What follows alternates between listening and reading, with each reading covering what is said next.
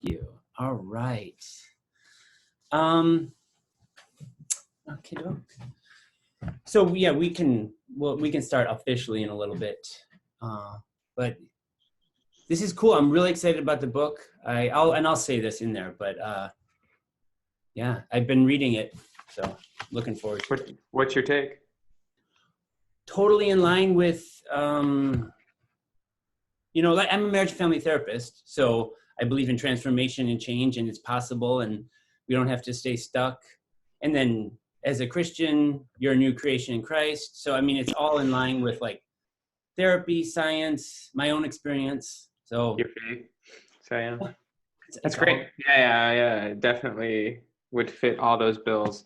Yes, this is the soft cover. I know. Yeah, it's fun. I got both of these right here, which is kind of cool. But yeah, this book's I think it's got a lot of good stuff in it to help people to think differently about the past, the future, etc. So I'll like kind of when we officially start, I'll like introduce you. And Excellent. Then I have some of those questions. I weaved in a few others. Ask whatever you want. I'm just happy to be on your show. Cool. Thanks. All right. So, and then do you go by Benjamin, Ben? What do you go by? I mean, if you introduce me as Dr. Hardy, that'd be cool. But I think just during the conversation, you can just call me Ben. Let's just go with Ben. Very cool. And that's right. Okay. And I wanted to say like, congratulations. So I'll say that on the show, so cool. Well, we're together here and on Presence and Practice podcast. It's a mouthful there. And I'm with Dr. Benjamin Hardy, and really glad that you could join me on the podcast. So thanks for being with me and making time for this. I'm happy to be on your show. Happy to be with you. This is gonna be fun. Yeah, very cool. And actually, I came across you on your Medium blog, and then it says, I have some notes that I kind of took time to prepare. You built that over a few years without paid advertising to, was it like 400,000 readers or something like crazy like that? 400,000 email subscribers, yeah. Well, I was one of them. And then I was thinking it said millions read it monthly, right? So I'm 1 in a million. So I'm 1 in a million readers. And it is actually like you write beautifully on the blog. And I love reading it and look forward to it. And even the way you lay it out, all those things. So it's really just fun to read. And it's actually really helpful. So thank you for writing those blogs. Jeez, thank you. Gosh, I appreciate that. It's, to be honest with you, there's a picture that I really think about a lot. So I don't know if you've ever heard of Gaping Void, but Gaping Void's a culture design company that creates really interesting artwork. And they've got this concept called career hierarchy. It's basically a pyramid, with 3 levels. Uh-huh. And on the bottom level, it says paycheck to paycheck. So there's career hierarchy, paycheck to paycheck. The next level up is project to project. Mm-hmm. And then the pinnacle, the small little top, is adventure to adventure. Ooh. And I think for, when I was blogging, I was kind of in the paycheck to paycheck mode. You know what I mean? Like you get paid. Lately, like for the last 2 years, I've been more in the project to project, like doing something like this is a project. A blog post is something I can bang out in like a day or less, really a few hours, sometimes even less. Whereas this thing took like 1.5 years to write. Yeah. And it's changed the way I write and the way I think. But there's a joy in just doing simple one-offs, little blog posts and just like coming up with a simple idea, a little outline, and then just banging it out and just trying to say it with as much passion or purpose as you can. So I want to get back to that because I've been so immersed in big projects, which are a lot more daunting, that it's kind of fun just to whip out blog posts. So I haven't done it for a few years, but I'd like to get back to it. Well, to be honest, the way you write it and you integrate the science, which, we integrate like our spirituality and neuroscience and, social sciences. So in many ways, I want to write and be like you. So you're one of my like models and mentors. Nice. Thank you. That's generous. Yeah, no, well, it's just true. And then even I just got to show you, like, got right here, fantastic book. And then we're going to talk about your new book. And then I know it'll all weave together. But you're a father of 5. And your first 3, you adopted from foster care, mm-hmm. which is just beautiful. And the word daunting came into my mind. I'm a father of 2. Crushing. Well, we can call it crushing. Okay, I was daunting. I was feeling like it was too heavy. but you're like, yes. So, and actually my wife and I went to a gala, a fundraiser, and Foster All was there. It's an agency in LA that helps that transition with kids from in foster care. And they were saying the profound impact that will make on society when people adopt kids from foster care. So you are like truly a difference maker in the betterment of society, and just as a fellow father, hats off to you. Like, that's just amazing. And then you got pregnant, your wife got pregnant, and you have twins. Yep. We got pregnant a month after the adoption. So we're big believers in family. Yeah. Family is a big aspect of our faith. One of my favorite quotes is that no other success can compensate for failure in the home. So family is a huge aspect of our faith and our belief system and our motivation. And it's the reason we even decided to become foster parents. My wife was in her first year of doing a marriage and family therapy, or not a marriage and family therapy, that was you. She was in her first year of licensed clinical social work degree. I was in my first year of my PhD program, and we took on these 3 foster kids, and it was intense. It was transformational. It was very difficult. We didn't know what to expect, but we knew it would be transformational. And it was very purposeful, it was, and it's led us to, I believe, becoming better, more mature, more thoughtful people. And I'm glad we're doing it. I'm glad we did it. But one of my beliefs, and it's kind of something my wife and I share, is that in order to better society, you do it at the family level. You know what I mean? Like, and so like, if we can make our family better, we're doing a big thing in society. And hopefully, by having better families, you'll have a better society. 100% agree.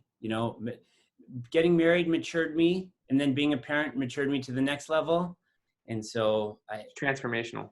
I totally affirm you and your wife and your whole family. And that's a beautiful thing. And I think it's like amazing. So, and then recently you completed your doctorate.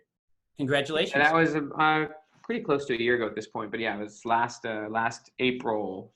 I defended the dissertation and completed. So it was in April of 2019, I guess. Oh, okay. Yeah. So since I've been tracking with you, it feels like that's recent. So yeah, it is. And I almost got kicked out of my PhD program. So 2018 was such a wild year because in January of 2018, my PhD advisor decided she no longer wanted me to be her student because she just was kind of sick of me. I'm quite a non-traditional student. At that point, I'd been a huge blogger for quite a few years, and she just didn't want anything to do with me. And admittedly, I'd made some mistakes. And when you no longer have an advisor in a PhD program, you can't complete because you need someone to pull you through the dissertation component of it. I was done with everything, all the school. I had worked on my dissertation for a year, and at this point she said she didn't want anything to do with me. And so the department chair said, if you don't find a new advisor by the end of the semester, we're going to have to just send you off with your master's. Wow. So this was in January of 2018. In February of 2018, the laws in South Carolina changed, and we're granted adoption of these 3 kids. In March, my wife gets pregnant with twins, and I launch Willpower Doesn't Work. And launching a book is probably one of the most stressful things. If you're actually trying for the big New York Times bestseller list and doing a huge campaign, it'll age you a decade. And I didn't end up hitting my goals. And so I went through this big slump of depression. Luckily, I was able to get a new advisor at the end of that semester so that I could actually finish my PhD. It was my department chair. He just was super generous. Just said, you know what? Because I actually asked every professor in the department. They all said, no, I'm not going to do it. And so I just went to my department chair at the end and I said, everyone said no, would you help me finish? And he said yes. And so he's amazing. He let me finish. He was really great. And through 2018 and through the beginning of 2019, I finished my dissertation all while I was writing this book. And we also moved from South Carolina to Florida that year. And then the twins were born that year. So 2018 was, to say the least, unforgettable. I don't want to really relive that year, but a lot of things happened. And 2019 was more write this book, get ourselves together as a family, get used to things, solidify ourselves in a new state, which is Florida. And now 2020, I think we have energy again. I think we're a little structured. Let's start going for the next big goal. And so wow. We've settled ourselves. The dust has settled to some degree. we've adapted to being parents of 5, and we can now start our bearings moving and working on the next, climb in the next future. Talk about the hero's journey there. Like you and your wife. What's your wife's name, by the way? Her name is Lauren. So she's brilliant. She stays home with the kids. Today, just as an example, I think right now, because we have a swimming pool in our backyard, a lot of people in Florida have swimming pools. And so our little twin girls who are 15 months are actually in swimming lessons right now. Like because with babies, you got to train them to like flip on their back and like swim to the edge. And so like these little 15-month-old girls are in swimming lessons right now. That's awesome. As a parent, you want to make sure they're safe and just the basics. So yeah. And then, can you tell me the names of your kids? Yeah. So we got Caleb, who's 12 years old. He's just total athlete, loves sports. He's got a baseball game tonight, I think. So then you got Jordan, she's 10 years old. And then you got Logan, who's 8 years old. He's a boy. So those are the 3 siblings who we got in foster care. We got them when Logan was 3, Jordan was 5, and Caleb was 7. So we've had them for 5 years now. Yeah. And then you've got Zora and Phoebe, who are our 2 twins. Zora's blonde and pretty bald. Phoebe's got long brown hair. Phoebe walks, Zora crawls. So fascinating, right? Like that's wonderful. Oh, that's cool to hear about just the family, the place that you will be testing out all the stuff that you write and learn and practice becoming the kind of person you want to become. So that's beautiful. I like to get a picture of Thank you. Very, very thoughtful and, sharing things I don't typically share. Grateful to share them. Oh yeah. No, I mean, I have Zachariah is 13 and Zoe is 11 and they're both into soccer and beautiful. It's so fun, isn't it? Just to see them grow and develop and celebrate the highs and, endure with people who love us the challenges and get the support we need. So, which I'm excited. Awesome. So tell me about, both books, I love The Willpower Doesn't Work. And then now this Personality Isn't Permanent. I love the title, by the way. I know sometimes authors don't choose it.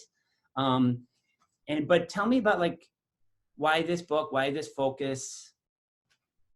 Yeah. So Personality Isn't Permanent. I wasn't intending on writing a book about personality. It's a lot bigger, broader of a topic than like behavior change, which was more willpower doesn't work. This was a lot meatier and denser and also broader and harder to define. Yeah. But I was listening to a book called The Body Keeps the Score. Not sure if you've read that. You read that? You were quoting so many of the people that my wife and I quote, Vander Kolk, Levine, Yep. So Dispenza, like all these people. I'm like, oh, we are brothers. Like I'm like, are we on the same team? We're on the same team. We're definitely on the same team. So when I wrote Willpower Doesn't Work, there was elements of this book about addiction. I never really broached the subject of trauma. This was more about just, I wrote Willpower Doesn't Work because for multiple reasons. One was obviously foster care and watching what happens when you change a person's context and environment. And I'd seen that a lot in my life. But also it was a plea, honestly, to various important people in my life who have genuine desires and interests to improve their life, but for years, sometimes even decades, make zero progress because they won't change their environment. So I was like, okay, you've got all the intentions and talent in the world, but you keep staying in the same situations, peer groups, and those things will obviously keep you consistent as a person and not evolving and adapting. And so that was why I wrote that book. But in spending lots of time in the addiction space and just thinking about addiction, obviously that brought me to trauma. Mm-hmm. And I was recommended to read The Body Keeps the Score. And I had read Peter Levine's work as well. But in listening to The Body Keeps the Score, and I've had to go through the book several times, obviously, to write personality. And heavy. Oh, it's huge. Yeah, it's heavy and it's thick but I love it. But what really hit me, and I remember exactly where I was. I was on an airplane flying. I don't remember where I was flying, but I was listening to The Body Keeps the Score audiobook, and he was talking about how trauma creates a frozen personality, and about how trauma, obviously keeps you stuck in the past, keeps you stuck in the emotional stage of wherever you were when the traumatic experience happened and was internalized, and just talking about how your personality literally stops developing. And I had spent a lot of time studying, Gabor Mate's work, and Gabor has written a lot about personality and about how personality becomes a coping mechanism to trauma. And I was just hearing this, and I kept, in psychology, there's this idea of selective attention, and you keep noticing things and you keep seeing things over and over. And I kept hearing personality all through 2018, and just hearing about why it gets stuck and what it actually is. And the other thing that Vanderkolk said that was really important for me in The Body Keeps the Score is he talked about how trauma shatters imagination, and about how imagination is based on psychological flexibility. And in order to see things from different angles, or even to imagine a future self, you've got to have some degree of imagination. And trauma can shatter imagination and stop you from even conceptualizing a future version of yourself. You just become very rigid and black and white in how you see yourself, very dogmatic, very rigid.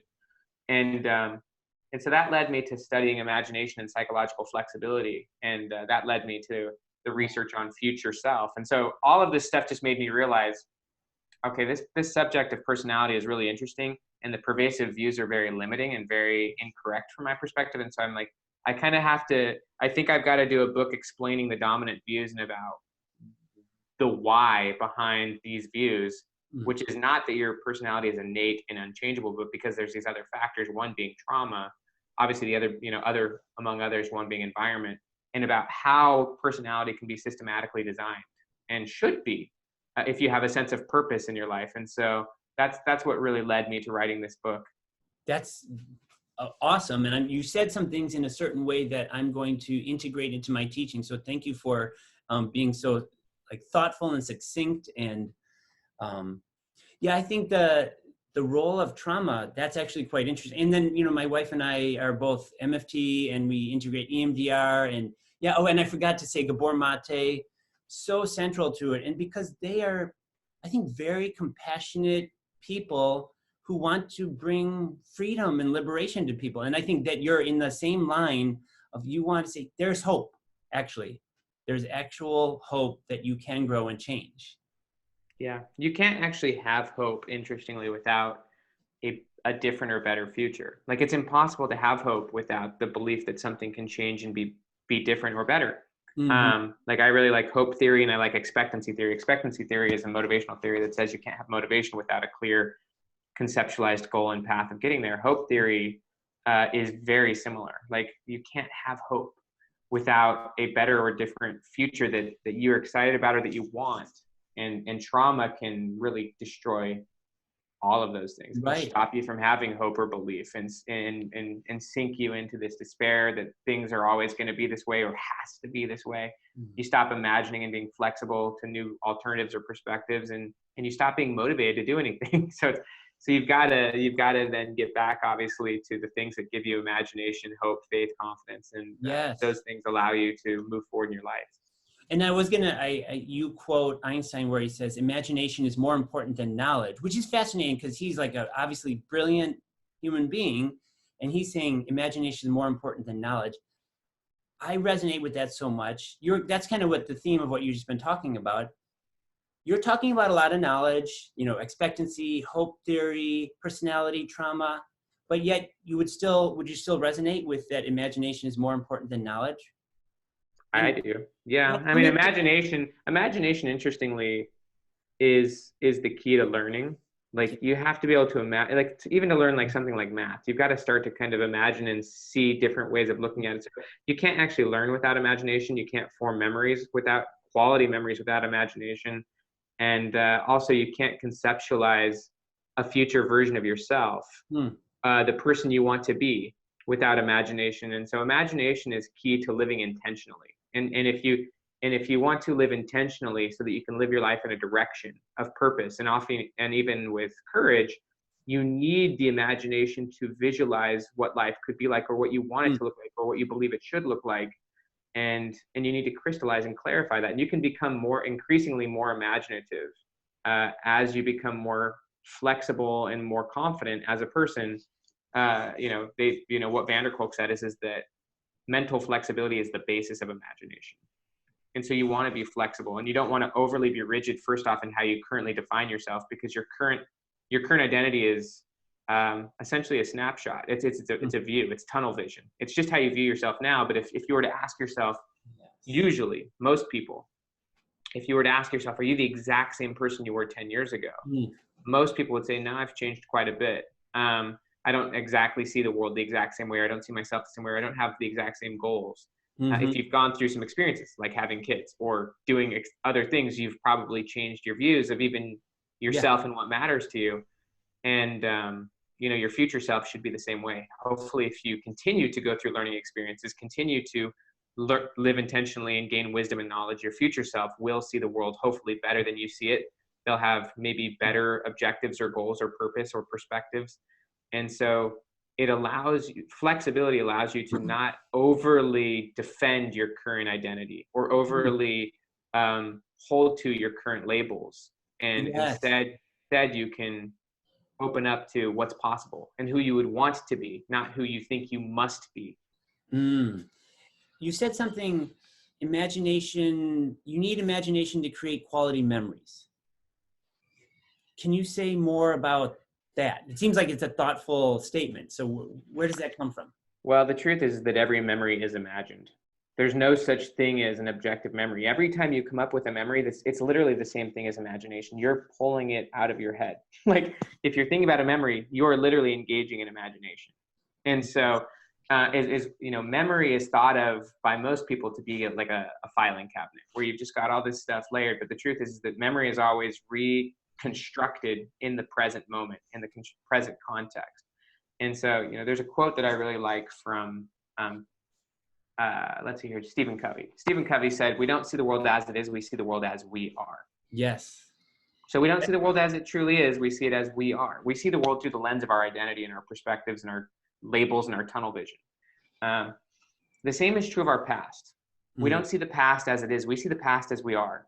And so in the book, I actually quote Brent Slife, who is a brilliant theoretical psychologist, and he wrote a book called Time and Psychological Explanation. But one of the things he said, so one of the traditional views is that the past determines the present. Right. But from a true, go ahead. No, because that's one of the things, like basically one thing that I remember from undergrad was the best predictor of future behavior is past. Yeah. And so I wanted you to comment on that. So you're just segueing into it. Yeah. But what's interesting from a genuine memory perspective with how memory really works, and if you think about it, history is the same way.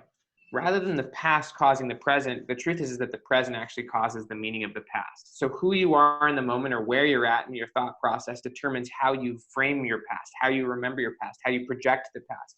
And so that's one of the things that Dr. Slife explains in the book about memory and about time is that, it's more accurate to say that who you are currently is determining the meaning of your past. And the past is really all about context, not content. And so rather than focusing on what explicitly you think has to have happened, you think about what is the view of it. And I'll give a quick explanation of context because this is a great story. So my mother-in-law was recently in the gym, just exercising. And there was this really overweight girl in the gym, like very overweight. And it was kind of awkward for the people around her because like she was wearing very tight-fitting, like revealing gym clothes and was just exercising semi-confident, but people, my mother-in-law was just observing the situation and noticing that this girl was kind of weirding people out and getting a lot of judgmental looks. They ended up working out near each other and they were exercising next to each other. And my mother-in-law was just asking her questions about herself. Cool. And she found out that this girl had recently lost 150 pounds. Wow. That's beautiful. So my question for you is this: by getting that information, does that change how you view this girl? Yeah. It's like, how so? From a less judgmental, it's like, oh wow, the progress she's made is huge. I'm sure those first 150 is like huge. And so you already kind of have a sense of her trajectory and where she's going. Yeah, 100%. You now view her differently. Mm-hmm. Maybe you're less critical of her and actually instead you're like, holy cow, you are inspiring. Yeah, absolutely. Like all of a sudden your entire orientation towards this person and your view of them changes. But did the person actually change or was it your view that changed? Yeah. This is an example of how context shapes the meaning of content. The girl is not what matters, it's your view and your context and your understanding of the situation. And that's really how memory works. It's not about what happened, it's about your view of it and about the context and how you're framing it that really matters. And when it comes to traumatic experiences or anything in your past, you can actually reshape the meaning, the context, and therefore the memory. And there's a lot of good science about how you can strategically shift memories, the energy, the emotion, and even what's within the memory by expanding the context and perspective. And really, this is how history evolves and adapts over time. I mean, if you read history books from the 50s, they're going to be different from history books in the 60s, 70s, and 80s. And we're talking about the same events, but there's a broader perspective, a broader history, and even different perspectives. If you're reading about World War II from the perspective of Americans in the 50s, it's going to be different from the perspective of Americans today, or it's going to be different from Germans or Japanese. Like, the perspective, it creates the context, which shapes how you view the events, the incidents. And so history changes over time in its explanations based on who's telling the story and based on how long ago it was. And so memory is no different. A big problem with trauma is that because if you haven't resolved it, if you're not dealing with it, if you're not approaching it, whether that be through journaling or therapy or through just good friends or through learning and understanding, asking questions, if you're not dealing with it and as a result changing it, then your memory of it stays quite the same. And if your memory isn't changing and developing and broadening in context, kind of like the story of that girl, then what that means is that you are rigidly seeing the content the same way, and you're not learning and expanding your perspective of a person. But as you expand and grow as a person, and as you so a big concept in the book is that the past should be information, not emotion. If it's information, you can use it. If it's emotion, then it's not resolved and it's still actually dictating your current behavior and your current personality. But if you can go back, so just one quick example. I grew up in a traumatic environment where my parents got divorced. My father became a heavy drug addict. And if you further the context and fast forward, I end up going on a church mission when I'm 20 years old, and during that time when I'm gone, he overcomes his addictions. And so if I don't give you this further context, I could just say my father is a terrible person. But you fast forward and understand he actually became an addiction recovery counselor and help. He and I became great friends. And in the midst of writing this book, because I needed to understand more about this subject, I asked him all sorts of questions. I just asked him everything about that period of our lives, just to get his perspective on the situation. Because I was an 11-year-old, 13-year-old, 14-year-old kid. I couldn't comprehend what he was going through, nor had I ever asked. And in asking him his perspective and what had led him to where he was, I was able to develop an enormous sense of empathy and compassion and understanding towards what led him down the path he went on anyways. And so at this point, we're great friends. And at this point, my memory of those experiences is chosen to be positive, and I have a vast amount of information based on my experiences, just like you could get a vast amount of information from reading books or having experiences. If your past is a gold mine of information, then it's something you can use to make better decisions in the future, rather than unresolved trauma, which is essentially dictating you down limiting paths. And in the book, you wrote, there was a few sentences about the context of the painful past that you came from, the 2 years of being on mission. And then you there was journaling, friends, mentors, all these things in 2 sentences. And I'm like, oh my gosh, right there, there's so much that you must have gone through, sought, but there was an intentionality of seeking to grow, because not everyone does that. So you're talking about some of the components, what inspired or what got you to make that choice at that time when you were 20 years old? Yeah, brilliant question. So just to kind of give a little bit of perspective, barely ended up graduating high school, had zero stability. I'm the oldest of 3 boys. And just barely made it through, really. And kind of our family was in shambles. And I found myself a year after high school living on my cousin's couch, and I was playing World of Warcraft, the online video game, literally 15 hours a day. Couldn't keep a job, didn't have any reason to go to school because I had no motivation or goals or identity or learning skills, and no purpose. And I was watching. I just kind of observed. First off, I was very aware of my own unhappiness. But I was also observant of even my family, and just observing the trajectories of the people around me, whether that be family members, distant family members, cousins, and just kind of noticing that the futures of all the people around me are not the future I want. like, and just Right. like, and I had grown up religious, to be honest with you. And I had like a sense of faith within me, and it was dimmed definitely. But Yeah. I had a sense in me that I wanted something more for my life. And I had a belief in God, to be honest with you, that Mhm. Hmm. led me to thinking, I need to do something more. I want to do something more. This isn't helping me. And Yes. so I decided to kind of rekindle that faith and decided to go on a mission experience, and just felt like I wanted a fresh start, a totally fresh slate. And I felt like that was my escape. I couldn't do it in my present situation Mm. around all the people and around all the baggage. And I just felt like I could never get momentum if I'd stayed home. And so for me at that age, some people might go to college or some people might join the military. For me, I was just like, I went on this mission experience, Yeah. and it really was a flip switch for me. Like immediately I was in a new role, a new context. I Mm. had no one knew my baggage unless I openly shared it with them. And I could just be who I wanted to be. Like I was in a fresh situation with a clear purpose, Wow. and had different levels of support, and Mhm. just was able to start learning and having interesting experiences and broadening my perspectives. And so it was powerful. It was, and I did start doing things like journaling and opening up with key people about my past, and having conversations that led me to a lot of tears and a lot of Wow. letting things out, and just feeling the enormous burden released of telling people what I was going through, and having someone say, "You're going to be fine. You're going to be amazing. You're amazing for what you've gone through." And just like, having it hit me, and just going through the process of journaling about it, writing about my experiences, writing about my future, and about how I'm going to do things differently, and about how I know I can do things differently, and just building little bits of confidence along the way. Then there's so much there. Like, okay, I got to try to capture it all.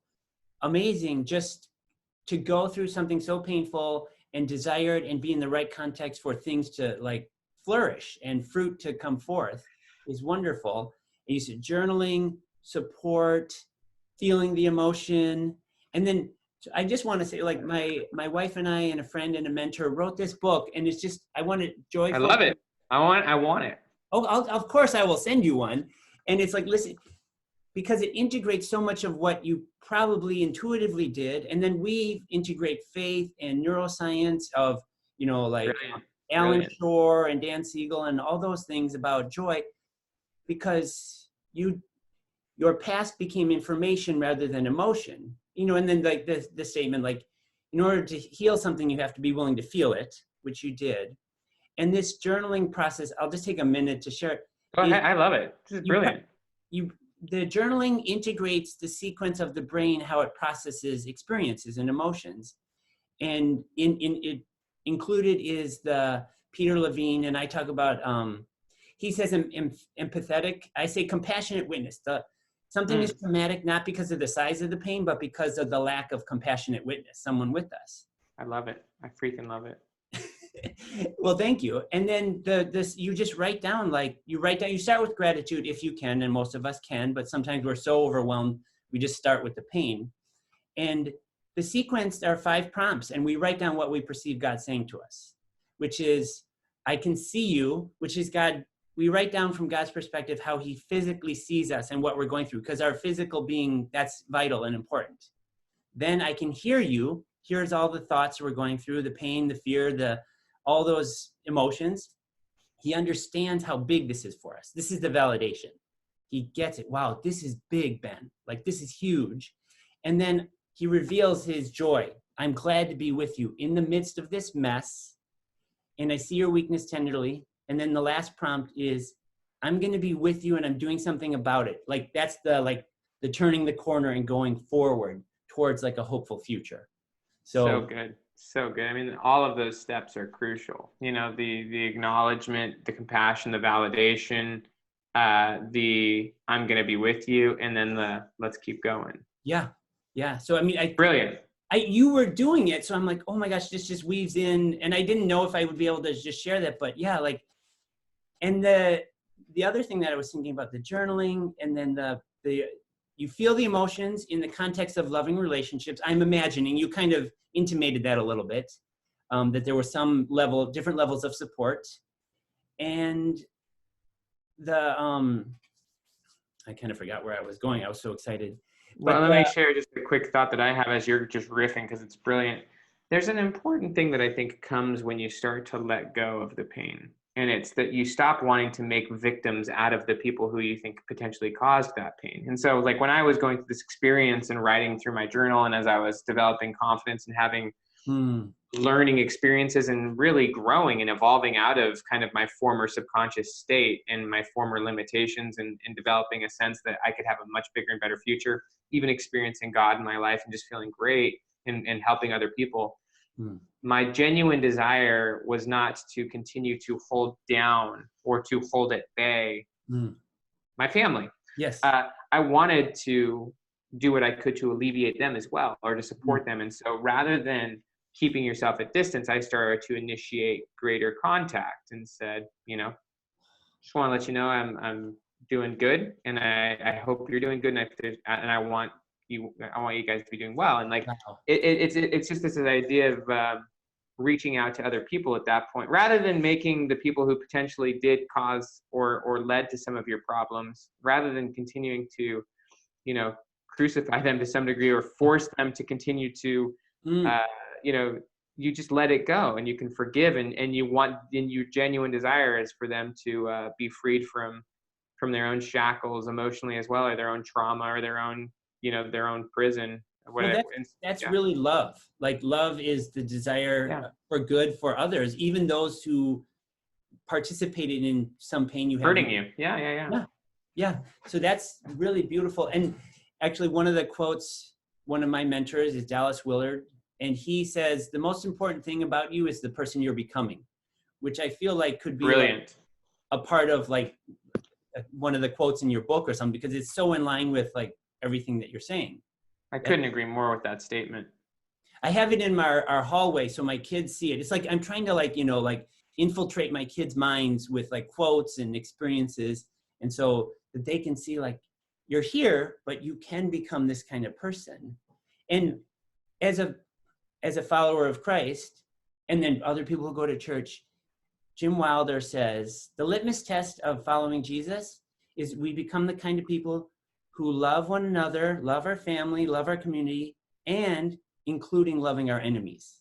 And if we are doing that, if we're not doing that as followers of Jesus, we're missing it. And so it's like there's a hopeful future. So it could be really challenging. How do you become the kind of people that naturally, routinely love our enemies? And I'm curious, like, when you hear that, like, what strikes you? How could what this book says contribute to becoming those kind of people that naturally love or routinely love our enemies? Yeah. I mean, I think a few things. I think, one being becoming positive towards your own past and your former experiences, even the hard ones. And let's just say, seeing it from God's perspective, you realize that all of this is transformational, positive stuff. And I would even argue investments in yourself. God could have given you these experiences to invest in you, to help you become different and better, more mature. And so you can frame your experiences from a gratitude perspective rather than a why me perspective. I think that's big. I also think being intentional, and thinking that you want to become a more loving person, viewing yourself that way, and then acting, as that new person. And, obviously you can seek help from God, you can seek help from other people. I think being open and honest about what you're striving to do and why it matters to you, and framing your new narrative, your identity is shaped through the stories you tell. And so if you are open and honest that this is the type of person I'm becoming now, and this is what matters to me, and I'm striving to be a more loving person, and I want to be more like God or like Christ, just being open and honest about who you are, where you're going, what you believe in, why you're doing it, so that people can know where you're coming from, rather than holding those things in. Like, I'm a big fan of the quote from Alcoholics Anonymous, that you're as sick as your secrets. I love that quote. And obviously that quote stems from trauma, that something negative happened to you and you've become more reclusive in sharing things. And so obviously that leads to unhealthy coping mechanisms and a frozen personality. But I think that when you become very open and honest and explicit about what you believe in, what you're striving for, who you want to be, why it matters to you, and even open in your shortcomings, then you're just living more authentic and honestly. And I think that your narrative then can be focused on the person you intend to become, what I call your future self, so that it's obvious who you're becoming to everyone, not just yourself.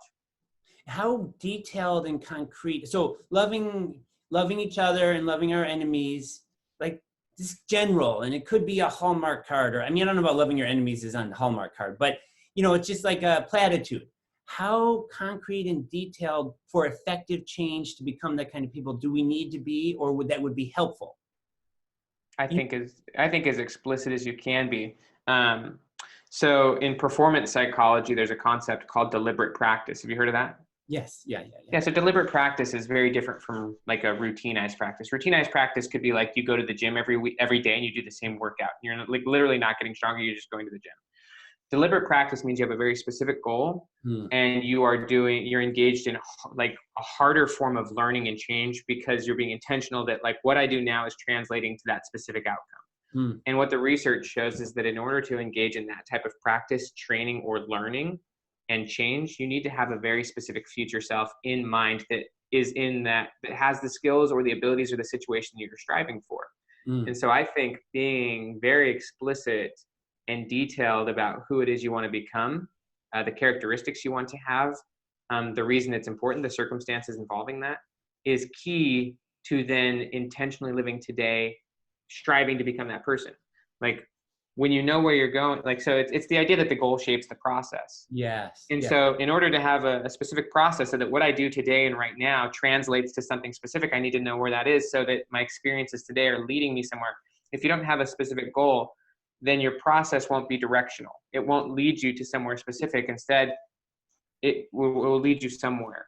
And so deliberate practice is it's recalibrating in a sense. Like I want to become a kind of person who loves my family and like wants the best for those who get in my way. You know, like, so I'm reframing enemy. Sure. And then so to really believe that and want that, then on a daily basis, you practice that.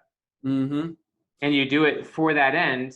And you measure, if you want to, how you're doing. And you have accountability to some degree by talking about it with others and saying, I didn't show up right today I was prejudgmental. You start to be open and honest about it so that you can actually measure and see the change. And it's the direction you're planning on intending to go. Because you really want to reach that goal. So it's like, if you want to want it, you better start telling it to everybody. Yeah. I love it. That's awesome. I think that's authenticity. I think that's honesty. I think people often don't admit what they truly want for a few reasons. One is they don't want to be rejected by their peer group. And usually if you're going to be really honest and open about what you want, you're probably going to have to change elements of your peer group and your environment. Right. Also, a fixed mindset.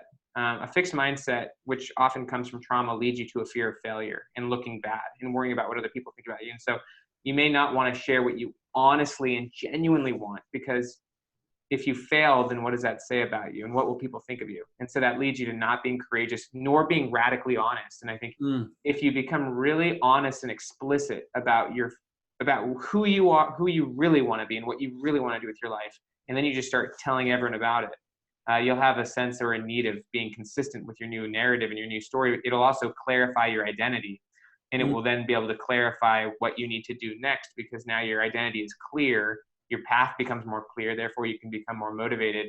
And people start to then know what you're really going after, so that they can know, how to develop or engage in that relationship or stay in that relationship. You'll get some if you're very clear, you'll get real quick feedback of, I want to be for you, John or Ben, or the nonverbal of they're jealous or they think you're ridiculous or whatever. So you'll get the more feedback. Explicit you are and honest you are about what you really want, the more your environment will either support or oppose it. And you can then have to make hard decisions about, am I going to stay in this situation and not go get what I really want and, be a shell of myself?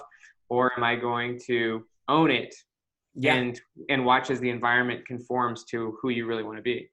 That's really good. I like the clarity on that. And I want to even become clear on like what it means to love.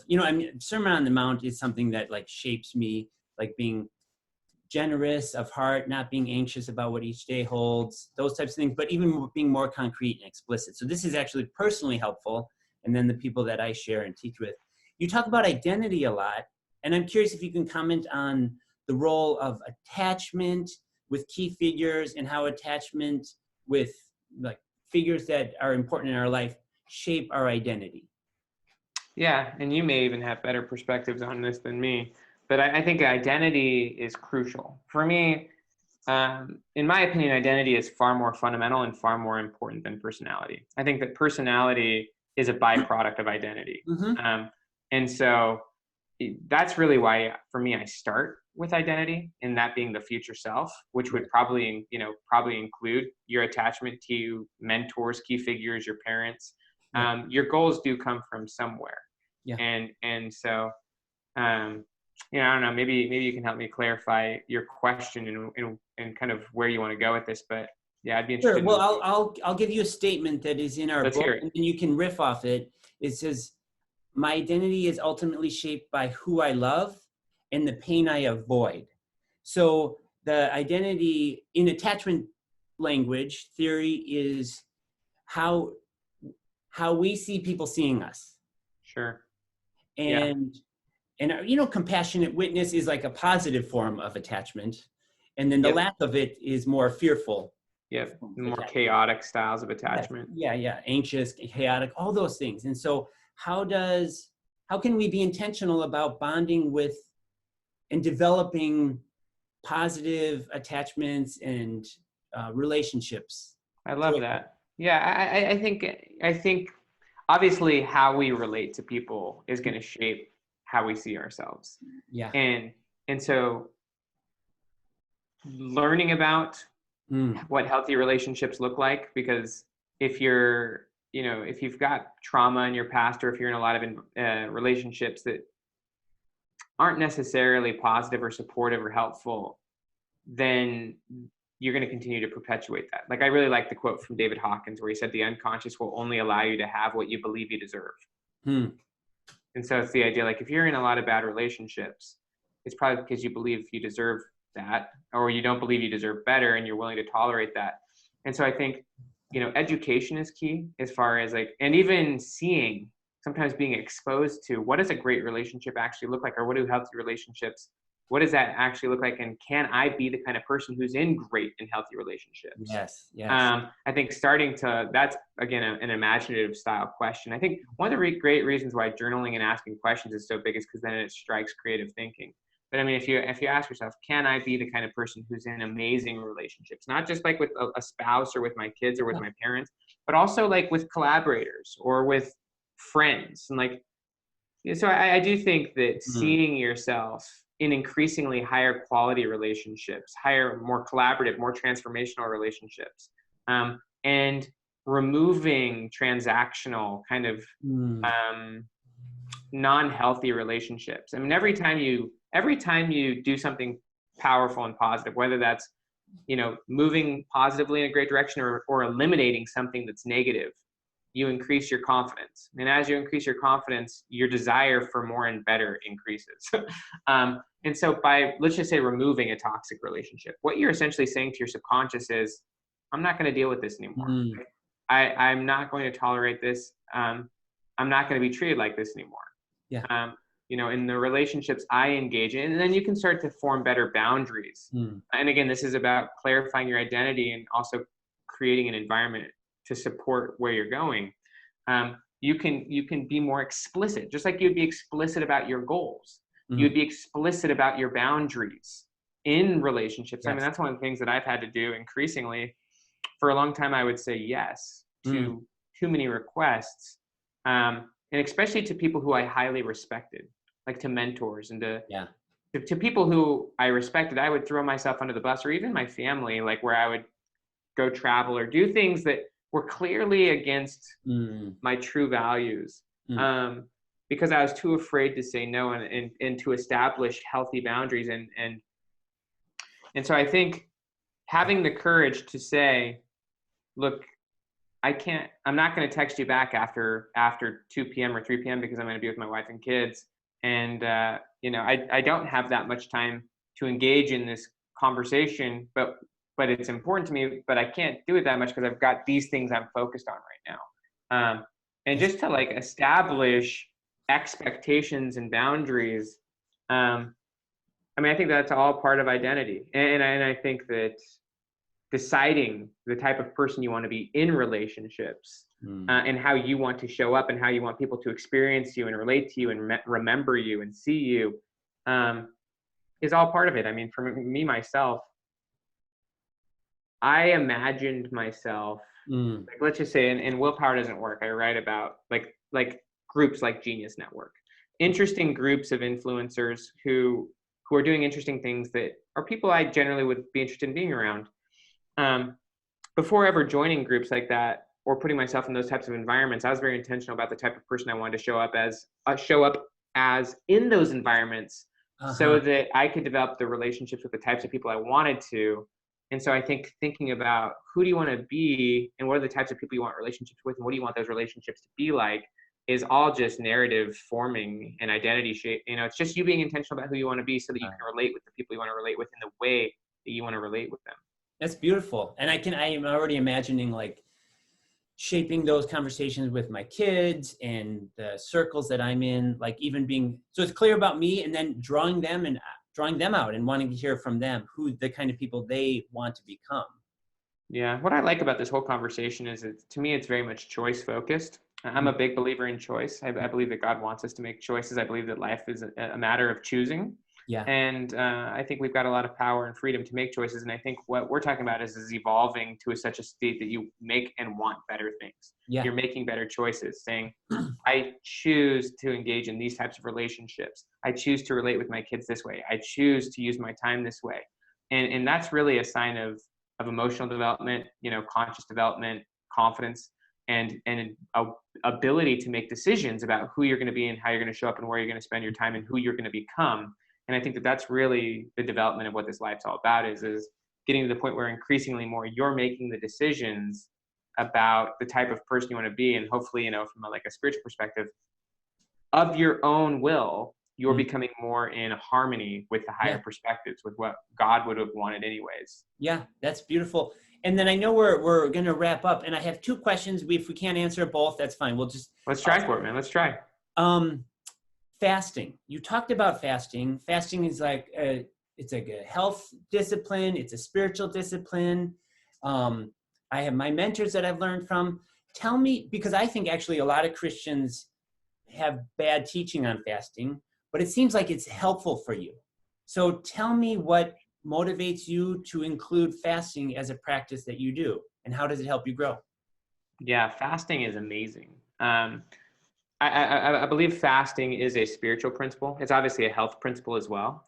But when you fast specifically for a purpose, like when you're striving to make a decision or you're trying to get clarity or you're maybe even just fasting out of generosity to help someone or a cause, what it does, especially, you know, if you do it intentionally and with a purpose and you're seeking, let's just say, divine aid or even just clarity, it puts you in a really vulnerable position with yourself and with God, where first off, biologically, when food's out of your system, your system starts kind of cleansing and healing itself and processing things. And often without food and digestion going on, you actually have clear thinking. Yeah. But if you're prayerful and thoughtful about it, you can really get, you know, insights, revelation, make decisions, or see things differently. You can, you know, reframe a situation. And so for me, it's like prayer on steroids. You know, it's to me, fasting is genius. And it's something I've done regularly for 15 years at this point. And whenever I'm trying to make a big decision, or if I'm like needing additional support, whether that be like spiritual or just otherwise, or if I'm trying to produce a miracle to some degree, like where I'm trying to like have something big happen, like I'll fast and just like you know, expect interesting things to occur. And so for me, fasting is just a way to deepen your own commitment or perspective, or make a decision, or to, you know, draw on the, you know, the power of God, I guess you could say. How long do you fast? Like just look. So like the specifics, mechanically between 18 and 24 hours, usually from food and even often from water, like literally just, you know, if I'm doing more of just like a health fast, you know, like I do different forms of fast. Some of them are not always spiritual. Some of them are like literally just for health benefits. Like where I'll do a water fast for like 3 days, or I'll just do like bone broth or juice or or I'll fast from technology. I mean, it doesn't always have to be from food. Like, like on my Sundays, which I try to like be more intentional and fast from a lot of things, like fasting from work, you know what I mean? And like not thinking about it. So like there's a great concept in psychology called psychological detachment from work. And what that means is that like literally you're not doing it, you're not thinking about it because you're absorbed in something else, hopefully something maybe more recovery focused. And so for me, like on Sundays, I'm not the best at, but I try to, I've done well at it in the past. When I was writing Willpower Doesn't Work, I was brilliant at this, but like not engaging in various things that are typical, like social media, internet, often food, and engaging in other things. And it creates a radical sense of clarity and allows you to then make better decisions for the week, maybe for your planning. And so for me, it's just about putting yourself in a place where you can get greater clarity or make better decisions or see things differently. Beautiful. And also to get additional help and support. Yeah. No, I love it. And then I love to talk to people who fast for spiritual reasons that have positive effects, because it's not. I can attest to it. It's a true principle. I'm just going to say it. It works. That's awesome. That's awesome. And then the maybe the last question. So, because you're talking about personality and the Myers-Briggs and the Enneagram has been really helpful for my wife and I. So don't say anything bad about it. I'm just kidding. You can say. I already did. But I'll go to, a lot of people use it to box people in. I think the Enneagram can describe the box we're already in and a helpful get traction on the way out. Can you see is there any wisdom in the Enneagram that you see? No, but let me explain the benefits to a lot of people with these tests. Sure. First off, I can see the helpfulness of having not going in the podcast. I'm just letting you know right now. Right. Your answer is bad and wrong, and I'm just kidding. I'm just messing with you. I was going to say, oh, wow, just read chapter 1 and I'm going to just destroy most personality tests anyways. But I will say the reason people like them is because they do create an identity. So you then can identify and say, oh, yes, I'm an INFJ, or I'm a D, or I'm a X. Yes. Having a sense of identity allows you, it removes a lot of ambiguity and it removes a lot of uncertainty, and it allows you to then have selective attention. It allows you to describe yourself. Identity is shaped through stories and through explanations, and it creates your mental filter. Obviously, a huge problem is that it then creates an attachment to a label, and that same tunnel vision leads you to being mindless of the fact that, a big problem with these tests is that they radically ignore context. So like you'll get your score on your Enneagram, it becomes your identity, your mental filter, and it ignores the fact that from context to context, you're not the same person. Yes. So these tests ignore context. They're also non-scientific because they're not valid and they're not reliable, meaning that if you took the Enneagram today and if you took it 5 years ago, you'd probably get different scores. And so because they're not consistent and reliable, and if you take them at different times and different environments, like lots of studies now have shown that by taking the same test in 2 different environments, you get 2 different scores. Yeah, right. Even just changing the test administrator will influence your score. And so your emotions when you take the test. And so the score you get back is not who you really are. Yeah. There's so many factors as to why you got that particular score when you got it. And if your future self is different from your current self, then an over-attachment to the current identity that you've just acquired through this test is going to limit your potential to imagining and seeing yourself in new and different ways. Beautiful. One of my big concerns with these tests and with personality in general, and the idea of discovering yourself versus intentionally creating and designing and becoming who you want to be, is that the common views of personality and even of labels is that most people, once they think that they know who they are, they set goals to confirm the label.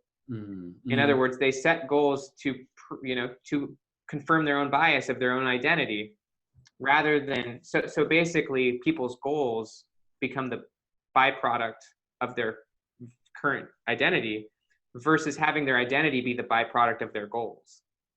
Yeah. So in my opinion, when you start living intentionally, when you start having a sense of purpose, that should supersede how you currently see yourself, because your purpose and your goals are by nature above your current capability and your current perspective. And to live intentionally and to actually seek for something above and beyond what you have to become a new person. Yeah. You have to actually let go of the current label. And that's really what psychological flexibility is. It's holding, it's recognizing that your current views, again, you see the world as not as it is, but as you are, your current views are limited. Hopefully your future self sees things better. And so even your current knowledge and your current perspectives of your past, present, and future are limited compared to what hopefully they will be through knowledge, experience, learning, maybe grace. And so rather than overly obsessing and defending your current label and mindlessly believing it's the truth in every context, you become more contextually minded, you become more mindful, and you become more intentional. And you start to say, who do I really want to be? And versus who must I decide I am. So I think these tests are non-scientific, but I also think that they generally create an over-attachment to a specific identity, and they create black and white thinking and mindlessness. Beautiful. No, I really think you described beautifully the dangers of these personality tests and systems, and even the Enneagram. The one way it's helped me is it's given me maybe deliberate practice on some areas I got stuck at, but I still can see the potential that, oh, I'm this way, and then I eliminate imaginative possibilities for myself. And so, yes, I really appreciate that perspective. I in my opinion, as a Christian person, I can see the good intention of these tests, but to me, it's getting an identity from an outside source. And assuming that this outside source is essentially truth. When really the reason why there's so many different tests is because these are all created by people. And so these tests are a perspective. It's like saying, the Enneagram doesn't see the world as it is. It sees the world as it is. The Enneagram is a perspective. Myers-Briggs is a perspective. Everything's a perspective. And so if you want to own that perspective of the world and of yourself, go for it. All I'm saying is it's going to create black and white thinking and a fixed mindset. And the best part of the Enneagram is saying all 9 types are the face of God. And at any given moment, we should be able to access the perspective as it's needed in that context. Which would be a really radically flexible way of thinking about things. Right. Which is the true heart of the Enneagram. So, but I can let it go because my higher goal is actually to become the kind of person that is like Christ in every situation. So that is higher. That transcends my enjoyment of the Enneagram because this is higher than that. So I can let it go. That can sometimes help me facilitate to get there. So. Yeah, I mean, you can have whatever perspective you want on the test. This is just my perspective. I was told over and over in my PhD program, in organizational psychology, where we develop tests and things like that, I was just told over and over, type-based personality tests are radically non-scientific and should be ignored because of the scientific reasons why they're not valid, but also because of the over identification they create, which is actually bad from a therapeutic perspective. Like as a therapist, the research is pretty clear that you don't want to, diagnoses as an example is maybe good for you as a therapist to know because it could guide your therapy work, but the negative repercussions of potentially giving a diagnosis to a client. Totally. It's the exact same thing as overly taking these personality tests seriously. The same destructive potential of giving someone a diagnosis is the same thing you're doing by diagnosing yourself through a personality test. It creates the same negative potential. I'm in total agreement because it reduces hope and possibility. And that's why I actually hate the personality tests. It's more like relational dynamic that I appreciate. Sure. Thank you for your time. Your last word or your exhortation or your blessing for the people who will listen to this and watch this. First off, thank you for listening. Hopefully something I said was supportive and helpful. I would invite and encourage you to buy the book, Personality Isn't Permanent. I think it will shock you. I think it will open you up to better understanding why you've been showing up the way you are and give you a map to help you realize the ways in which you can make meaningful, positive, and self-directed change. And and that it fundamentally is possible and it's powerful, and it doesn't have just implications on your present and future, but it has huge implications on your past and about how you view and how you relate to your former self and your former experiences. So definitely scope the book. You can go to benjaminhardy.com and learn more about my work there, or you can just honestly get the book anywhere, like Amazon, Barnes, you can get it at Audible. So thank you. So looking forward to getting the word out, and anticipate more good things. And thank you, Ben, so much. Appreciate it. You are so welcome. What a treat. Wonderful. So I hope I didn't go over time for your next. No, you're good. You're good. Hopefully that was okay. I really enjoyed the conversation. I loved how explicit and just open you are about God in the conversation. It made it fun. Oh, good. No, I'm glad. No, that's just my wife and I, I know. Yes, and yeah. Oh, so it's a great show, man. Great podcast. Great everything. I just love what you're doing and what you're about. It's beautiful, beautiful work. Oh, thank you. Yeah, and if it fits in and you want to find a way of whatever, sharing it and getting it out, that's beautiful. And I will send this to you because I think you'll appreciate it. And do it. Let me put in my my home address into the chat, and you can send me one. Yeah, I'd love that. And I genuinely, the way you blog is the way I would want to blog. And really? So, yeah, no, really. And I do. That's amazing. That says a lot, because I sometimes feel confused about my own blogging. So thank you. That's very nice of you. Oh my gosh, what? Oh my gosh, that's so fascinating. No, I think it's I love it. Everything, the pacing, the integration, the layout, the visual layout, it's so good. So. Wow. Gosh, thank you. It makes me want to do more blogging. Thank you. Oh yeah. Yeah, I sometimes doubt my own work. You know what I mean? Yes, I understand that experience. So yeah. When I see you, I'm like, what are you talking about? Just keep doing it, and it's it's already beautiful, and you can just be more creative, right? I'm the author of the book, So, and I love the title of the book, and because it's provocative, and it gets people's attention, and it gets my attention. So yeah. I mean, I really, the key for me with this book was really starting to understand the science of past self, present self, and future self, and how those fundamentally are three different people. And that your future self isn't you. That ended up becoming the key driving the book once I got that. Because identity really is the key. And identity is based on the goals you pursue, the future you're imagining. And so, that was big, and it is fun. I mean, this really is just a creative concept. It's a perspective. Hopefully there's some great things in there that are helpful. But the quote at the beginning of the book says, "A painting is never finished. It simply ends in interesting places." And so this is just a painting. It will never be finished. It just, at some point it's done. Willpower is the same way. I'm not the same painter as the guy who wrote Willpower. I'm kind of a different person now. In the future, I won't be the same painter who wrote this book. So I'll be in a different place.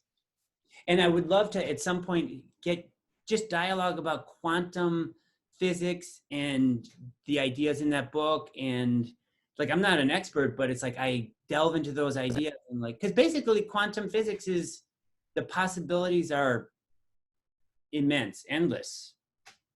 Insane. So it would be tons of fun. Maybe that's your next book. We can, I wrote an ebook on that called Slipstream Time Hacking back in 2015 when I first started blogging.